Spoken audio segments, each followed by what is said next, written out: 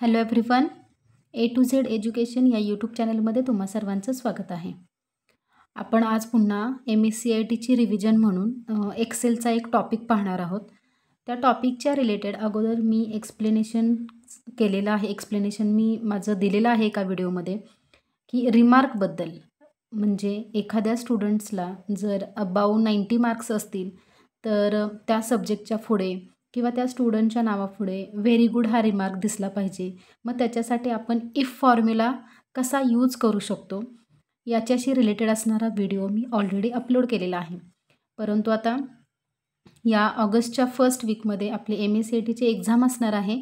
त्याच्यासाठी as a revision म्हणून ती कन्सेप्ट तुमची पुन्हा एकदा रिवाईज व्हावी याच्यासाठी मी पुन्हा एकदा रिमार्कचा जो व्हिडिओ आहे हा मी तुम्हाला आज अपलोड करत आहे. म्हणजे यामध्ये आपण कशा पद्धतीने रिमार्क डिस्प्ले करू शकतो इफचा फॉर्म्युला यूज करून ते मी सांगणार आहे. आणि त्याच्याचबरोबर आपण आज फ्रीज पेन नावाचा एक ऑप्शन आहे, त्याच्यामध्ये फक्त पर्टिक्युलर रो किंवा कॉलम आपण व्हिजिबल कशा पद्धतीने ठेवू शकतो याच्याशी रिलेटेड असणाराही व्हिडिओ मी ऑलरेडी अपलोड केलेला आहे. परंतु आज आपण रिव्हिजन घेतो आहे, त्याच्यामुळे या दोन कन्सेप्ट आपल्या रिपीट होणार आहेत.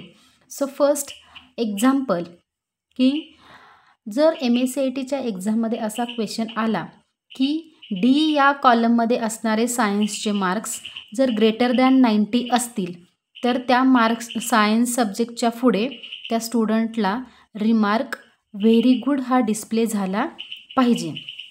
असा क्वेश्चन असेल म्हणजे काय, अबाव 90 मार्क्स जर सायन्समध्ये असतील एखाद्या स्टुडंटला तर त्याचा रिमार्क व्हेरी गुड हा डिस्प्ले झाला पाहिजे. याच्यासाठी आपण इफचा फॉर्म्युला यूज करणार आहोत. व्हिडिओ शेवटपर्यंत नक्की पहा, म्हणजे स्टेप बाय स्टेप इफचा फॉर्म्युला मी कशा पद्धतीने यूज केलेला आहे, कधी इफ वापरायचा आहे, इक्वल टू साईन वापरायचं आहे, पण ते कुठे वापरायचं आहे, या सर्व गोष्टी तुमच्या लक्षात येतील, म्हणून व्हिडिओ स्किप करू नका. सो आपण प्रॅक्टिकल पाहूयात. आता मी काय करते, फर्स्ट या रिमार्कच्या इथे खाली मी इक्वल टू साईन टाईप करते, जे की मी अगोदरच्या व्हिडिओमध्ये सुद्धा सांगितलेलं होतं की फॉर्म्युला एक्सेलमध्ये फॉर्म्युला हा नेहमी इक्वल टू साईननीच सुरुवात करावी लागते. जर तुम्ही त्या सेलमध्ये इक्वल टू साईन टाईप नाही केलं तर त्या फॉर्म्युलाचं आउटपुट आपल्याला मिळत नाही. सो आता मी इक्वल टू साईन हे टाईप केलेलं आहे आणि आता मी म्हणते इफ इथं या लिस्टमधून मी डबल क्लिक करून इफ हा ऑप्शन सिलेक्ट करते. आता काय आहे तर हे D2 म्हणजे 92 मार्क्स जिथे आहेत त्याच्यावरती मी क्लिक करते. आपल्या मानाने D2 हे इथे डिस्प्ले होईल, हा सेल ॲड्रेस इथे डिस्प्ले होईल. जर D2 हे ग्रेटर दॅन किती असेल 90, आपला क्वेश्चन काय आहे, जर एखाद्या स्टुडंटला 90पेक्षा जास्त मार्क्स पडले असतील तर त्याच्या पुढे रिमार्क व्हेरी गुड हा दिसला पाहिजे, डिस्प्ले झाला पाहिजे.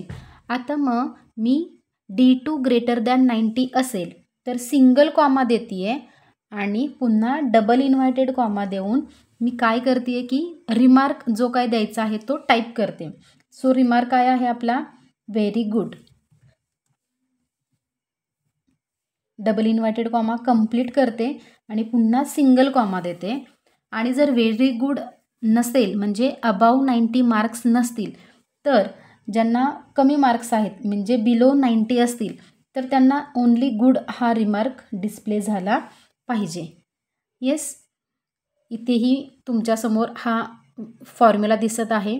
Equal to if in bracket D2 greater than 90 असेल तर सिंगल कॉमा डबल इन्व्हर्टेड कॉमामध्ये very good, double inverted comma complete, पुन्हा सिंगल कॉमा आणि पुन्हा डबल इन्व्हर्टेड कॉमामध्ये हा गुड मेसेज टाईप केलेला आहे आणि क्लोजिंग राऊंड ब्रॅकेट, कारण की इथे इफ नंतर आपण हे ब्रॅकेट ओपन केलेलं आहे. सो शेवटी आपल्याला ते ब्रॅकेट क्लोज करायचं आहे आणि फक्त एंटर की प्रेस करायची आहे. फक्त एंटर की प्रेस करायची आहे. एंटर की प्रेस केल्याबरोबर आता सायन्समध्ये प्रांजल शर्मा या मुलीला 92 मार्क्स आहेत, म्हणजे हे ग्रेटर दॅन 90 आहेत की नाही, म्हणून इथे व्हेरी गुड हा रिमार्क डिस्प्ले झालेला आहे. आता राहिलेल्या स्टुडंट्सचे मार्क्स चेक करण्यासाठी, त्यांचा रिमार्क डिस्प्ले होण्यासाठी पुन्हा तो सेम फॉर्म्युला टाईप करायची गरज नसते. फक्त तुमचा माऊस पॉईंटर या व्हेरी गुड जिथे रिमार्क डिस्प्ले झालेला आहे त्याच्या राईट बॉटम कॉर्नरला तुमचा माऊस पॉईंटर प्लेस करा आणि ज्या वेळेला तुमचा माऊस पॉईंटर नॉर्मल प्लस साईनमध्ये कन्वर्ट होईल त्यावेळेला आपण त्याला फक्त काय करणार आहोत, खाली ड्रॅग करणार आहोत. विदाऊट ॲरो जेव्हा तुमचा माऊस पॉईंटर कन्वर्ट होईल प्लस साईनमध्ये त्यावेळेला तुम्हाला तो फक्त खाली लास्ट स्टुडंटपर्यंत ड्रॅग करायचा आहे. ते ड्रॅग केल्याबरोबर जिथे जिथे अबाव 90 मार्क्स आहेत तिथे व्हेरी गुड हा रिमार्क दिसेल आणि जिथे बिलो 90 आहेत तिथे हा गुड रिमार्क डिस्प्ले होईल. हे अत्यंत महत्त्वाचं आहे. MSCITच्या एक्झाममध्ये असा क्वेश्चन विचारलाच जातो. फक्त एक असतं की रिमार्क त्यांचा जो मेसेज असतो तो चेंज होईल. True, false, very good, good, pass, fail अशा रिलेटेड क्वेश्चन येईल आणि मार्क्स चेंज असतील. अबाव 600 असेल तर रिझल्ट व्हेरी गुड दिसला पाहिजे, अदरवाईज तो गुड दिसला पाहिजे. किंवा अबाव 50 असेल तर रिझल्ट ट्रू दिसला पाहिजे, अदरवाईज तो फॉल्स दिसला पाहिजे. अशा पद्धतीचे फक्त नंबर्स आणि तुमचा जो मेसेज असतो, रिमार्क असतो तो फक्त बदलतो. अदरवाईज इफचा फॉर्म्युला मी ज्या पद्धतीने सांगितलेला आहे, फॉर एक्झाम्पल मी या व्हेरी गुडवरती टाईप करते आणि तुम्हाला इथे इफचा फॉर्म्युला दिसत आहे. तुम्ही तो फक्त इफचा फॉर्म्युला काय करा की बघून घ्या की इक्वल टू साईन नंतर इफ मी टाईप केलेला आणि फक्त D2च का घेतलेला आहे, कारण की माझ्या आजच्या क्वेश्चनमध्ये सायन्समध्ये जास्त मार्क्स अबाव 90 असतील तर व्हेरी गुड, गुड हा रिमार्क दिसला पाहिजे. म्हणून मी D2 हा ऑप्शन, D2 हा सेल ॲड्रेस इथे घेतलेला आहे. आलं लक्षात? D2. नाहीतर तुम्ही म्हणाल की इथे D2च का घेतलेला आहे. तुम्हाला जर टोटलवरून तुमचा रिमार्क डिस्प्ले करायचा असेल तर आपण G2 हा सेल ॲड्रेस तिथे द्यायचा आहे. फॉर एक्झाम्पल मी तुम्हाला G2चं सुद्धा एक एक्झाम्पल सांगते. आता इथे फॉर एक्झाम्पल ज्याला 270पेक्षा जास्त मार्क्स आहेत, ज्यांना 270पेक्षा जास्त मार्क्स आहेत त्यांना फर्स्ट क्लास हा ऑप्शन दिसला पाहिजे आणि ज्यांना बिलो आहेत त्यांना सेकंड क्लास हा ऑप्शन, हा मेसेज दिसला पाहिजे. किंवा दुसरा एखादा आपण घेऊ शकतो की पुन्हा व्हेरी गुड किंवा गुड. येस, आपण बघूयात की आता माझा क्वेश्चन काय आहे. ज्यांना अबाव 270 ज्यांना टोटल मार्क्स अबाव 270 मार्क्स आहेत त्यांच्या पुढे आपल्याला व्हेरी गुड हा रिमार्क दिसला पाहिजे, अदरवाईज राहिलेल्या स्टुडंट्सना गुड हा रिमार्क डिस्प्ले झाला पाहिजे. सो मी पुन्हा इथे क्लिक करते, त्या सेलवरती इक्वल टू साईन टाईप करते. आता मी काय करणार आहे, इफ आणि इथून मी इफ हा ऑप्शन सिलेक्ट करते. त्याच्यानंतर आता आपल्याला काय करायचं आहे, इथे टोटलच्या खाली असणारा जो टोटल जी सेल आहे त्याच्यावरती मी क्लिक केलेला आहे. तिथे क्लिक केल्याबरोबर G2 हा ॲड्रेस दिसत आहे. का तर आता आपला क्वेश्चन जो आहे तो या G2 वरती आपला डिपेंड आहे क्वेश्चन, म्हणून टोटलवरती विचारला गेलेला क्वेश्चन आहे. म्हणून आता इथे आपण ब्रॅकेटमध्ये काय केलेलं आहे, G2 हा सेल ॲड्रेस टाईप केलेला आहे किंवा डिस्प्ले केलेला आहे. G2 ग्रेटर दॅन 270 असेल तर suppose G2 is greater than 270 single comma आणि डबल इन्व्हायटेड कॉमामध्ये तुम्ही रिमार्क लिहू शकता व्हेरी गुड. जर त्या स्टुडंटला 270पेक्षा जास्त मार्क्स असतील तर व्हेरी गुड हा रिमार्क दिसला पाहिजे, अदरवाईज फक्त गुड हा रिमार्क डिस्प्ले झाला पाहिजे. मी डबल इन्व्हायटेड कॉमा कंप्लीट करून ब्रॅकेट कंप्लीट करते. येस, इथे तुम्ही बघू शकता equal to if in bracket G2 greater than 270 single comma आणि डबल इन्व्हायटेड कॉमा. म्हणजे जर त्याला 270पेक्षा जास्त मार्क्स असतील तर काय झालं पाहिजे, व्हेरी गुड हा रिमार्क डिस्प्ले झाला पाहिजे, अदरवाईज गुड हा रिमार्क डिस्प्ले झाला पाहिजे. आणि इथे मी ब्रॅकेट कंप्लीट केलेला आहे आणि आता मी एंटर की प्रेस करते. आता तुमच्या लक्षात येईल इथे हा व्हेरी गुड हा रिमार्क डिस्प्ले झालेला आहे.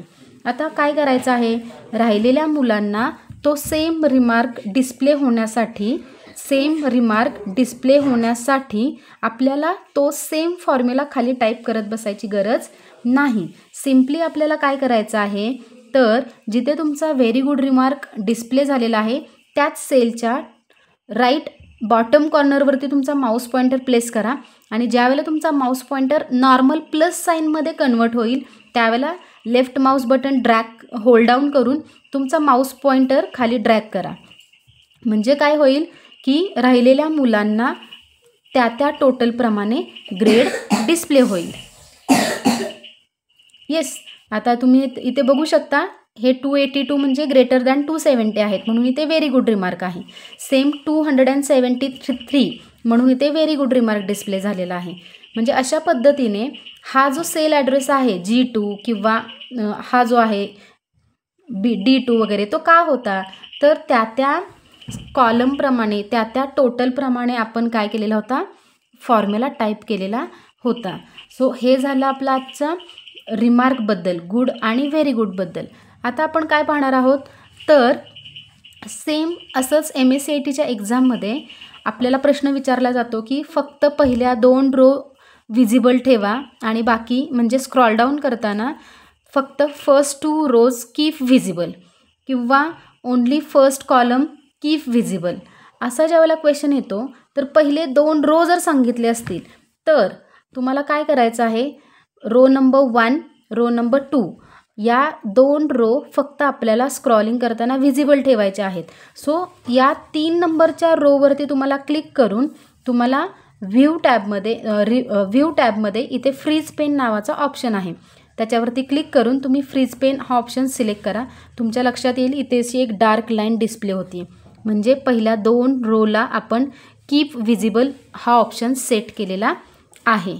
कीप फर्स्ट 2 रो विजिबल हा ऑप्शन ॲक्टिव्ह झालेला आहे. इथे तुम्हाला पहिल्या 2 रोसाठी काय झालेलं आहे, एक लाईन डिस्प्ले झालेली आहे, डार्क झालेली आहे. त्याचाच अर्थ असा असतो की आपण फ्रीज पेन हा ऑप्शन सिलेक्ट केलेला आहे. सेम जर तुम्हाला कॉलम असा कीप विजिबल ठेवायचा असेल तर किती कॉलम सांगितले आहेत, सपोज 2 कॉलम सांगितले असतील तर पहिला कॉलम आणि दुसरा कॉलम A आणि कॉलम B सोडून C कॉलमच्या पहिल्या सेलमध्ये क्लिक करायचं, कारण पहिले 2 कॉलम आपल्याला विजिबल स्क्रॉल करताना विजिबल ठेवायचे आहेत. सो तिसऱ्या कॉलममध्ये क्लिक करून या व्ह्यू टॅबमध्ये इथे तुम्हाला फ्रीज पेन्स नावाचा ऑप्शन आहे त्याच्यावरती क्लिक करा. ओके, फर्स्ट मी काय करते, जे अगोदर रो मी ज्या केलेल्या आहेत फ्रीज त्या अनफ्रीज करून घेते आणि कॉलम तिसऱ्या कॉलमच्या म्हणजे C कॉलमच्या फर्स्ट सेलमध्ये क्लिक केल्यानंतर फ्रीज पेनमध्ये इथे पुन्हा फ्रीज पेन नावाचा ऑप्शन आहे.